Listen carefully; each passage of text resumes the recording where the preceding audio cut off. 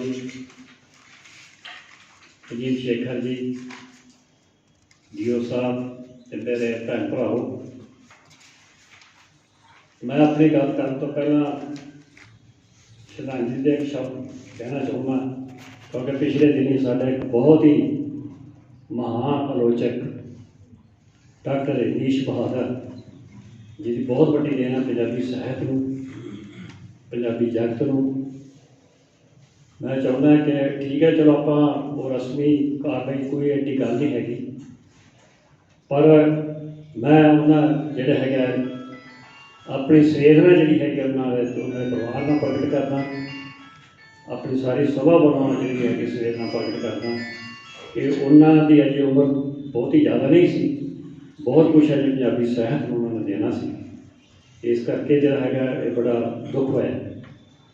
दूजा डॉक्टर अजीतपाल के धन्यवादी हाँ कि जिन्होंने और पहल के आधार पर जोड़ा है ये उद्यम किया, बहुत वधिया श्लाघायोग कदम है, क्योंकि अज साडा चाहे तुसीं कौमांतरी दिवस कह लो, चाहे इसको राष्ट्रीय दिवस कह लो, कुछ भी कह सकते हो तुसीं, क्योंकि ये बहुत जरूरी है अपनी मात भाषा की कदर करना, अपनी मात भाषा के नाल जुड़ना तो लोगों को जोड़ना।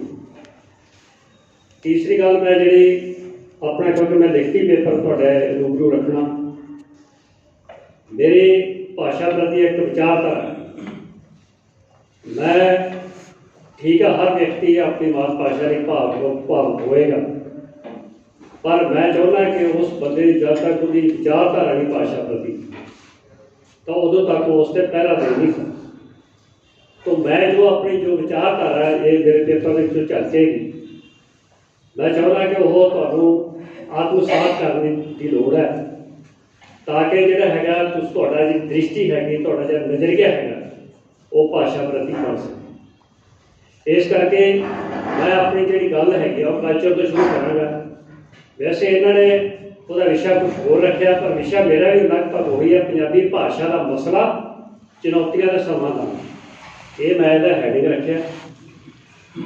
थोड़े कि ये शुरू कर लग्या मैं आस करदा कि तुसीं जिहड़े, क्योंकि बहुत सारे पंजाबी भाषा के प्राध्यापक हो, तुसीं लाजमी तौर पर जिहड़े है तुहानूं ये जिहड़ी हैगी पेपर सुन के शायद संतुष्टि मिले, जे ना मिले तो मैं चाहांगा कि इस स्टेज तो जिहड़ी हैगी उस पर सार्थक कोई टिप्पणी जिहड़ी हैगी जरूर की जाए, ताकि ये अपनी सीखण ते सिखाउण की प्रक्रिया हैगी है, ये कोई भी व्यक्ति जिहड़ा हैगा वो ये नहीं हुंदा कि वो अपने आप से जिहड़ा हैगा भी जो है मैं ही हूँ। सो शुरू कर लग्या मैं इतिहासक प्रक्रिया में समाज वालों सिरजियां जा रही अपने विकास में समाज वालों हासिल किए गए इतिहासक पद्धर को परिभाषित कर रही सारिया पदार्थक ते मानसिक कीमतों को सभ्याचार कहना उचित है।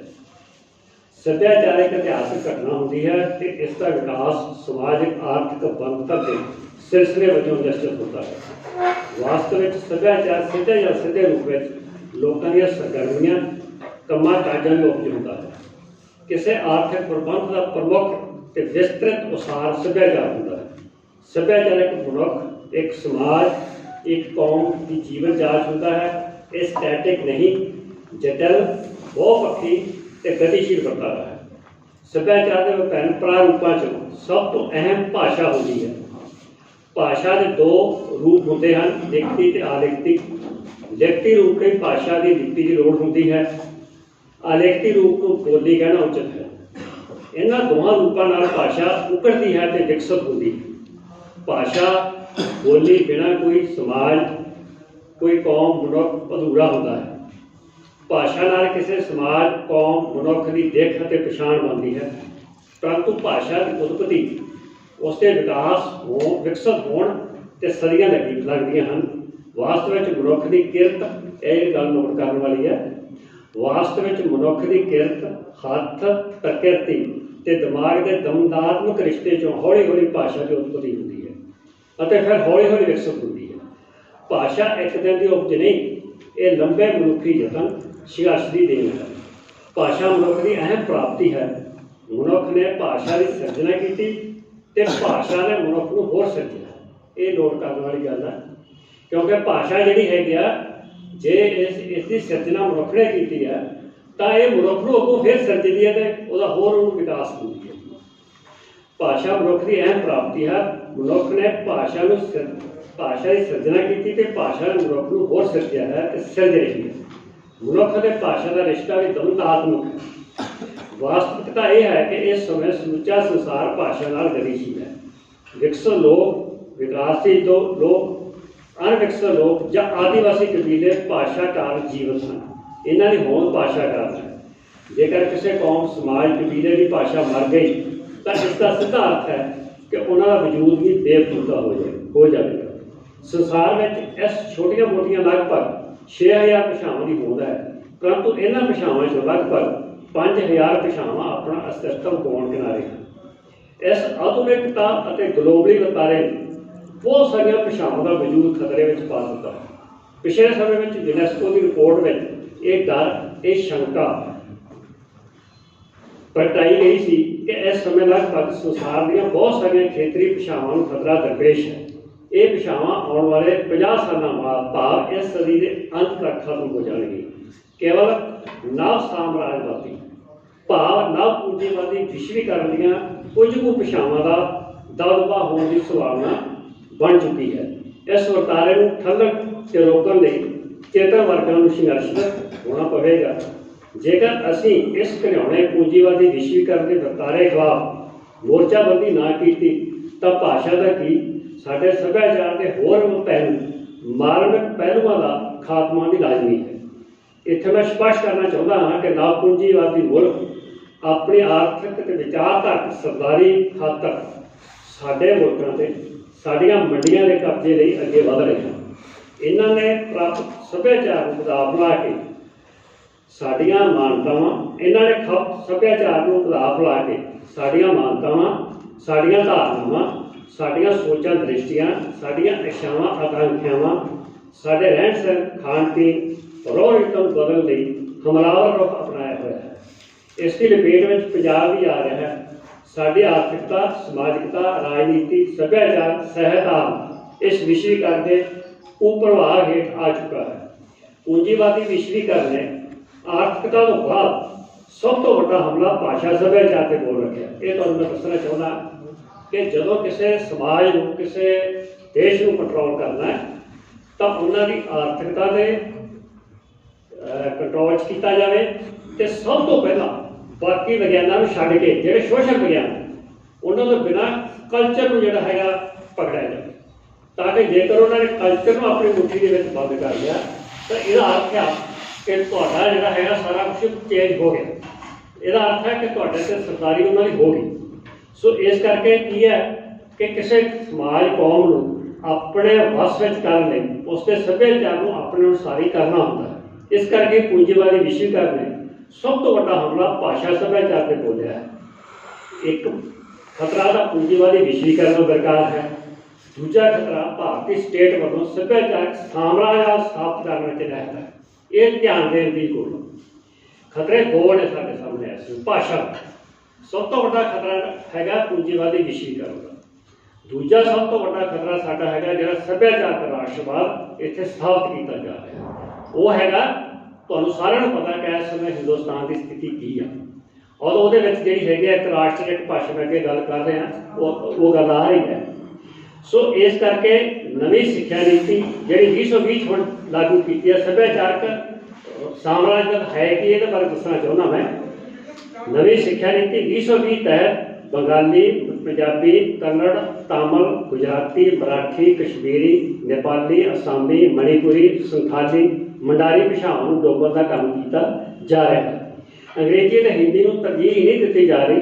ਮਰ ਚੁੱਕੀ ਭਾਸ਼ਾ ਸੰਸਕ੍ਰਿਤ ਨੂੰ ਵੀ ਪੁਨਰ ਸਥਾਪਿਤ ਕਰਨ ਤੇ ਉਭਾਰਨ ਦੀਆਂ ਕੋਸ਼ਿਸ਼ਾਂ ਸਾਹਮਣੇ ਆ ਰਹੀਆਂ ਹਨ।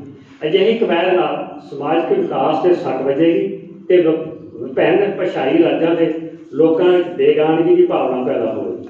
ਖੇਤਰੀ ਭਾਸ਼ਾਵਾਂ ਉੱਤੇ ਹਮਲਾ ਕਰਨਾ ਕੇਂਦਰੀ ਸਰਕਾਰ ਦਾ ਪ੍ਰਮੁੱਖ ਏਜੰਡਾ ਬਣ ਚੁੱਕਾ ਹੈ। ਇਸ ਤਰ੍ਹਾਂ ਸਰਕਾਰ ਪੂੰਜੀਵਾਦੀ ਵਿਸ਼ਵੀਕਰਨ ਦੇ ਪੈਰ ਵਿੱਚ ਪੈਰ ਰੱਖ ਕੇ ਲੋਕਾਂ ਨੂੰ ਮਾਂ ਬੋਲੀ ਵਿਹੂਣੇ ਕਰਨ ਵੱਲ ਰੁਚਿਤ ਹੈ। ਜੇਕਰ ਸਰਕਾਰ गलत धारनावां नाल काम करेगी तो खेतरी भाषावां का नुकसान भी होगा। तो इस तरह बच्चों के सर्वपक्षी विकास से रुकावट करेगी। एक बच्चा अपनी मात भाषा में वधिया ज्ञान प्राप्त कर सकता है, किसी गैर भाषा नाल बच्चे का सही विकास असंभव है। राजां के हकों को कुचलना, माँ बोली को दरकिनार करना, असल इदा करना विज्ञानक आधार पर विद्या देने की प्रतिबद्धता को टाला वटन करना है। यूएनओ वालों 21 फरवरी ये बारे जोड़े इन्होंने गल की है 1999 नहीं आए। 1999 का 7 मौतां हुई ने बांग्लादेश के, पर इस तो पहला जदों कि 1960 के जी है भाषा प्रति जागरूकता जी है उत्थे आ चुकी सी बांग्लादेश के, और बकायदा तौर पर उन्होंने जो है और जो तक आज़ाद नहीं हुआ बांग्लादेश उदों तक अपनी मात भाषा नहीं लड़ते रहे, क्योंकि उत्थे उर्दू जो है थोपया गया से। वो बारे में एक चिंता जाहिर कर लग्या। यूएनओ वालों 21 फरवरी को मात भाषा दिवस वजह स्वीकृति मिली है। बांग्लादेश के लोगों ने खास करके विद्यार्थियों ने जो ढाका यूनिवर्सिटी शिक्षा प्राप्त कर रहे सन अपनी मात भाषा ने दृढ़ संघर्ष किया। पाकिस्तानी फौजी हुक्मराना ने बांग्लादेश के पूर्वी पाकिस्तान को कहते धक्के नाल उर्दू भाषा थोपी गई थी, उन्होंने मात भाषा का गुणे रखा हुआ सी। विद्यार्थियों ने अपनी मात भाषा की संघर्ष ही नहीं किया, कुर्बानियां की। सिट्टे वजों उन्होंने अपना जमानतरू मानवी हक हासिल किया। इन्होंने कुर्बानियां करके ही यूएनओ ने इस पवित्र दिहाड़े 21 फरवरी को विश्व मात भाषा दिवस वजों मानता दी। भाषा की शहादत देना मामूली गल नहीं सी। इसका अर्थ सी कि उन्होंने अपनी होंद बचाने की शहादत दी। किसी भाषा को जिंदा रखने लिए बांग्लादेशियों वांग प्रयत्नों और संघर्षों की जरूरत दरकार है। इस समय जिस मैं ऊपर जिक्र कर चुका हाँ, साढ़े उपर एक सोची समझी साजिश तहत वधेरे हमले हो रहे हैं। ये समा सब तो खतरनाक और भयानक है। संसार में ਜਿਹੜੀਆਂ कौमां, ਜਿਹੜੇ कबीले, ਜਿਹੜੇ समाज अपनी मात भाषा की राखी करने सचेत नहीं रहेंगे तो उन्होंने भाषावां भी खत्म होणगियां, उन्होंने सभ्याचार भी खत्म होणगे, तो फिर कोई दिन आएगा कि वो अस्तित्वहीन हो जाएंगे। इस समय पंजाब के पंजाबियों की मात भाषा पंजाबी के खतरे के बदल मंडरा रहे हैं। ये भारत दी कई बोलियां उप बोलियां वांग अपना वजूद गवाउण वाल वध रही है। इतिहासक परिवेश तो देखिया पंजाबी भाषा का इतिहास बहुत पुराना निशाना मता रहा है। 7वीं 8वीं सदी ईस्वी तक के प्रमाण साडे कोल मौजूद हैं। एक भाषा का मेल, इस भाषा का मेल मध्य एशिया की प्रमुख भाषा अवेस्ता नाल जा जुड़दा है। ये आर्यन भाषा सी। भारतीय ते आर्यन भाषाओं के सुमेल तो संस्कृत का वजूद आता है। पिछों जाके होर लोकल ते आदिवासी लोगों दी बोलियां के सुमेल तो पंजाबी भाषा बोली की उत्पत्ति हुई है। इस भाषा को मुढ़ विच आम लोगों की भाषा कहलाया जाता सी, जिसका खेतर बहुत विशालतर सी। जम्मू कश्मीर, हिमाचल, पूर्वी ते पश्चिमी पंजाब, राजस्थान, सिंध, हरियाणा, दिल्ली तक फैलिया हुआ सी। इस भाषा बोली को कदे भी सरकारी सरपरस्ती की जरूरत नहीं पई सी। तो मैं अगे भी गल करांगा, सरकारी सरपरस्ती है इहो इस भाषा का गुणात्मक पक्ष रहा है। संसार में ये सरकारी सरपरस्ती तो विहूणी है। ये लोगों का अपने रास्ता आप बना रही है। निरसंदेह सच है कि साडी ओझी ते फिरकाप्रस्त राजनीति ने पंजाबी भाषा को बड़ा नुकसान पहुँचाया है, बहुत बड़ा नुकसान किया है। बहुत सारे लोगों को यह भुलेखा होगा कि हरियाणा ते राजस्थान जो है वो हिंदी स्टेट है। बिल्कुल ये सिद्ध हो चुका है। तुसीं जिहड़े जर्मनी एक बहुत बड़ा जर्मन का भाषा विज्ञानी है, उसने जिक्र किया इस गल का। हिमाचल प्रदेश, जम्मू कश्मीर, दिल्ली, राजस्थान, हरियाणा ये सारिया जिहड़ियां उप भाषावां पंजाबी दी उप भाषावां ने, और इन्हां नूं जिहड़ा है एक फिरकाप्रस्ती राजनीति के कारण इन्होंने तोड़ के जो वक्रे स्टेट बना के और पंजाबी भाषा भारत का जो एक पीड़ा जो चुकया गया है। सो दिल्ली, हिमाचल, राजस्थान से हरियाणा आ राज हिंदी भाषा राज बना दिते गए। जम्मू कश्मीर के पूर्वी पंजाब को उर्दू भाषा के गलबेट कर दिता गया। ये सोची समझी चाल है। ये वास्तव में पंजाबी भाषा को कुछ कुछ खेतर तक सीमित करके खत्म करने की नावाजिब कोशिश की साजिश है। पर पंजाबी बोली का जद्दी का प्राचीन सभ्यता की धरती वो विशाल पंजाब है, जिसनों मैं मोहनजोदड़ो तहजीब तो बाद ये जी दुध का वैदिक काल ये है 1500 ईस्वी पूर्वी तक। इतना लंबी चौड़ा पंजाबी का इतिहास। ਹੁਣ ਤੁਸੀਂ ਅੰਦਾਜ਼ਾ ਲਾ ਲਓ ਕਿ ਹੁਣ ਕਿਹੜੀ ਸਦੀ ਚੱਲ ਰਹੀ ਹੈ। 1500 ਈਸਵੀ ਪਹਿਲਾਂ ਲਾ ਲਓ। ਇਹ ਸਾਡੇ ਕੋਲ ਪ੍ਰਮਾਣ ਹੈ ਇਸ ਸਮੇਂ ਦੇ ਕੋਲ। ਸੋ ਇਸ ਤੋਂ ਬਾਅਦ ਸਤ ਸਿੰਧੂ ਤੇ ਮਹਾਭਾਰਤ ਦੇ ਰਮਾਇਣ ਦੇ ਕਾਲ, ਜਿਹੜਾ 700 ਈਸਵੀ ਪੂਰਵ ਪਹਿਲਾਂ ਦੀ ਗੱਲ ਹੈ, ਇਹ ਜਦੋਂ ਪੰਜਨਦ ਕਿਹਾ ਜਾਂਦਾ ਸੀ ਪੰਜਾਬ ਨੂੰ। ਬੋਲੀ ਭਾਸ਼ਾ ਦੇ ਇੰਨਾ ਪੁਰਾਣਾ ਇਤਿਹਾਸ ਅੱਜ ਮਿੱਟੀ ਵਿੱਚ ਮਿਲਾਉਣ ਲਈ ਜਿਹੜਾ ਸਿਰ ਤੋੜ ਯਤਨ ਜਿਹੜੇ ਹੋ ਰਹੇ ਹਨ। ਪਾਣਿਨੀ ਸਾਡਾ ਪਹਿਲਾ ਭਾਸ਼ਾ ਵਿਗਿਆਨੀ ਸੀ, ਜਿਸ ਨੇ 2500 ਸਾਲ ਪਹਿਲਾਂ ਉਹ ਕੰਮ ਕਰ ਦਿੱਤਾ ਸੀ ਜਿਸ ਦੀ ਅੱਜ ਵੀ ਕੀਮਤ ਗਣੀ ਨਹੀਂ ਜਾ ਸਕਦੀ। ਪਰ ਅਸੀਂ ਅਵੇਸਲੇ ਹਾਂ ਤੇ ਇਸ ਦਾ ਲਾਭ ਕੋਈ ਹੋਰ ਜਮਾਤ ਉਠਾ ਰਹੀ ਹੈ। ਤੁਖਤ ਅਤੇ ਅਵਲੰਬਣਾ ਵੀ ਪਹਿਲੂ ਇਹ ਹੈ ਕਿ ਆਜ਼ਾਦੀ ਤੋਂ ਬਾਅਦ ਭਾਸ਼ਾ ਦੇ ਆਧਾਰ 'ਤੇ ਰਾਜਾਂ ਦੀ ਸਥਾਪਨਾ ਅਤੇ ਪੁਨਰ ਗਠਨ ਸਮੇਂ ਪੰਜਾਬ ਨੂੰ ਦੋ ਭਾਸ਼ੀ, ਇਹ ਬੜੀ ਅਫਸੋਸ ਦੀ ਗੱਲ ਹੈ। ਜਦੋਂ ਇਹਦਾ ਪੁਨਰਗਠਨ ਹੋਇਆ ਉਦੋਂ ਪੰਜਾਬ ਨੂੰ ਇਸ ਦੇ ਬਾਵਜੂਦ ਪੁਨਰਗਠਨ ਹੋਣ ਦੇ ਬਾਵਜੂਦ ਜਿਹੜਾ ਦੋ ਭਾਸ਼ੀ ਰਾਜ ਐਲਾਨਿਆ ਗਿਆ, ਪੰਜਾਬੀ ਨਹੀਂ ਹੋਈ। ਬਹੁਤ ਦੁੱਖ ਦੀ ਗੱਲ ਹੈ। ਪੰਜਾਬ ਨੂੰ ਦੋ ਭਾਸ਼ੀ ਰਾਜ ਐਲਾਨ ਕੀਤਾ ਗਿਆ। ਆਜ਼ਾਦੀ ਤੋਂ 19 ਸਾਲ ਬਾਅਦ ਪੰਜਾਬ ਦੇ ਤਤਕਾਲੀ ਮੁੱਖ ਮੰਤਰੀ ਲక్ష్మణ ਸਿੰਘ ਗਿੱਲ ਨੇ 1967 ਵਿੱਚ ਪੰਜਾਬ ਰਾਜ ਭਾਸ਼ਾ ਐਕਟ 67 ਪਾਸ ਕਰਕੇ ਪੰਜਾਬ ਨੂੰ ਪੰਜਾਬੀ ਭਾਸ਼ਾ ਰਾਜ ਐਲਾਨ ਦਿੱਤਾ। ਇਸ ਦੇ ਬਾਵਜੂਦ ਪੰਜਾਬ ਵਿੱਚ ਸਿੱਖਿਆ ਦਾ ਮਾਧਿਅਮ, ਸਰਕਾਰੀ ਕੰਮਕਾਜ ਦੀ ਭਾਸ਼ਾ, ਨਿਆਂ ਪ੍ਰਬੰਧ ਅਤੇ ਕਾਰੋਬਾਰੀ ਅਦਾਰਿਆਂ ਵਿੱਚ ਪੰਜਾਬੀ ਭਾਸ਼ਾ ਨੂੰ ਵਾਧਾਯੋਗ ਸਥਾਨ ਨਹੀਂ ਦਿੱਤਾ ਗਿਆ।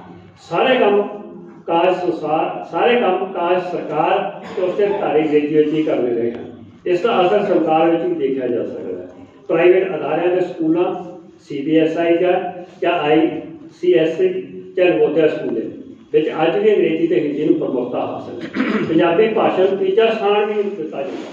ਪੰਜਾਬੀ ਬੋਲਣ ਵਾਲੇ ਵਿਦਿਆਰਥੀਆਂ ਨੂੰ ਸਜ਼ਾ ਦਿੱਤੀ ਜਾਂਦੀ ਹੈ। ਵਾਸਤਵ ਵਿੱਚ ਸਾਡੀਆਂ ਸਰਕਾਰਾਂ ਪ੍ਰਸ਼ਾਸਨਿਕ ਅਧਿਕਾਰੀਆਂ ਦੀ ਅਣਗਹਿਲੀ ਕਰ ਰਿਹਾ ਵਾਪਰ ਰਿਹਾ। ਸਰਕਾਰੀ ਸਕੂਲਾਂ ਵਿੱਚ ਵੀ ਪਹਿਲੀ ਜਮਾਤ ਨੂੰ ਅੰਗਰੇਜ਼ੀ ਸ਼ੁਰੂ ਕਰਨ ਪਿੱਛੇ ਮੰਤਵ ਵੀ ਸਪਸ਼ਟ ਹੈ ਕਿ ਸਰਕਾਰ ਅਜਿਹਾ ਨਹੀਂ ਚਾਹੁੰਦੀ। ਇਹ ਸਾਡੀ ਗੁਲਾਮ ਜਿਹਨੇ ਦੀ ਜੀਵੰਤ ਪ੍ਰਮਾਣ ਹੈ। 2008 ਵਿੱਚ ਲੇਖਕਾਂ, ਬੁੱਧੀਜੀਵੀਆਂ ਦੇ ਦਬਾਅ ਕਰ ਦੁਬਾਰਾ ਇੱਕ ਰਾਜ ਭਾਸ਼ਾ ਸੋਧ ਬਿੱਲ 2008 ਤੇ ਪੰਜਾਬ ਸਕੂਲ ਸਿੱਖਿਆ ਬਿੱਲ 2008 ਪਾਸ ਕੀਤਾ ਗਿਆ।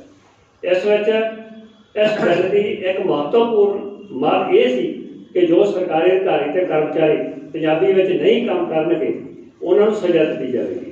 ਇਸ ਤਰ੍ਹਾਂ ਸਰਕਾਰ ਨੇ 2021 ਵਿੱਚ ਪੰਜਾਬ ਰਾਜ ਭਾਸ਼ਾ ਐਕਟ ਵਿੱਚ ਕੁਝ ਸੋਧਾਂ ਕੀਤੀਆਂ ਸਨ। ਇਹਨਾਂ ਸੋਧਾਂ ਅਨੁਸਾਰ ਪੰਜਾਬ ਹਰ ਕਿਸਮ ਦਾ ਸਕੂਲ ਪੰਜਾਬੀ ਨੂੰ 10ਵੀਂ ਜਮਾਤ ਤੱਕ ਲਾਜ਼ਮੀ ਵਿਸ਼ੇ ਵਜੋਂ ਪੜ੍ਹਾਏ। ਪਰ ਹੁਣ ਤੁਸੀਂ ਦੇਖ ਲਓ, ਪੜ੍ਹਾਇਆ ਜਾਂਦਾ ਬਿਲਕੁਲ ਨਹੀਂ।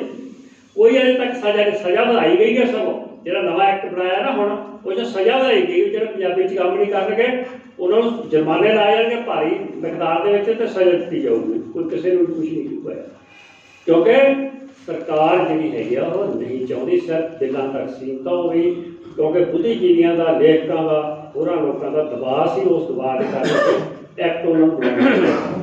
ਸੋ ਸਰਕਾਰੀ ਅਧਿਕਾਰੀ ਤੇ ਕਰਮਚਾਰੀ ਜੋ ਪੰਜਾਬੀ ਭਾਸ਼ਾ ਵਿੱਚ ਕੰਮ ਨਹੀਂ ਕਰ ਰਹੇ, ਉਹਨਾਂ ਨੂੰ ਪਹਿਲਾਂ ਨਾਲੋਂ ਵੱਧ ਜੁਰਮਾਨੇ ਲਾਏ ਜਾਣਗੇ। ਪਰੰਤੂ ਮੈਨੂੰ ਲੱਗਦਾ ਨਹੀਂ ਵੱਖ-ਵੱਖ ਬੂਹੀਆਂ ਵਾਲੇ ਸਕੂਲ, ਸਰਕਾਰੀ ਅਧਿਕਾਰੀ ਤੇ ਕਰਮਚਾਰੀ ਸੁਧਰਨਗੇ, ਕਿਉਂਕਿ ਸਰਕਾਰ ਦਾ ਰਵੱਈਆ ਕੰਮ ਚਲਾਉਂਦਾ ਹੈ, ਪ੍ਰਤੀਬੱਧਤਾ ਦਿਖਾਉਣ ਵਾਲਾ ਨਹੀਂ ਹੈ। ਜਦੋਂ ਯੂਨੈਸਕੋ ਨੇ ਮਰਲੀਆਂ ਖੇਤਰੀ ਭਾਸ਼ਾਵਾਂ ਬਾਰੇ ਚਿੰਤਾ ਜ਼ਾਹਰ ਕੀਤੀ ਸੀ, ਉਦੋਂ ਹੀ ਯੂਨੈਸਕੋ ਨੇ ਇੱਕ ਨੇਕ ਸੁਝਾਅ ਵੀ ਦਿੱਤਾ ਸੀ। ਉਹ ਕੀ ਸੀ? ਇਸ ਬਹੁਭਾਸ਼ੀ ਸੰਸਾਰ ਵਿੱਚ ਪ੍ਰਾਇਮਰੀ ਪੱਧਰ 'ਤੇ ਸਿੱਖਿਆ ਦਾ ਮਾਧਿਅਮ ਬੱਚੇ ਦੀ ਮਾਤ ਭਾਸ਼ਾ 'ਚ ਹੋਣਾ ਅਨਿਵਾਰੀ ਹੈ। ਇਸ ਤਰ੍ਹਾਂ ਦੀ ਸਿੱਖਿਆ ਦੇਣ ਨਾਲ ਬੱਚੇ ਦੀ ਜਾਣਕਾਰੀ ਦੀ ਸਮਰੱਥਾ 'ਚ ਵਾਧਾ ਹੁੰਦਾ ਹੈ। ਬੱਚੇ ਦਾ ਮਾਨਸਿਕ ਸਰੀਰਕ ਵਿਕਾਸ ਹੀ ਨਹੀਂ ਹੁੰਦਾ, ਸਗੋਂ ਭਾਸ਼ਾ ਦਾ ਵਿਕਾਸ ਵੀ ਹੁੰਦਾ ਹੈ। ਅਫਸੋਸਜਨਕ ਪਹਿਲੂ ਇਹ ਹੈ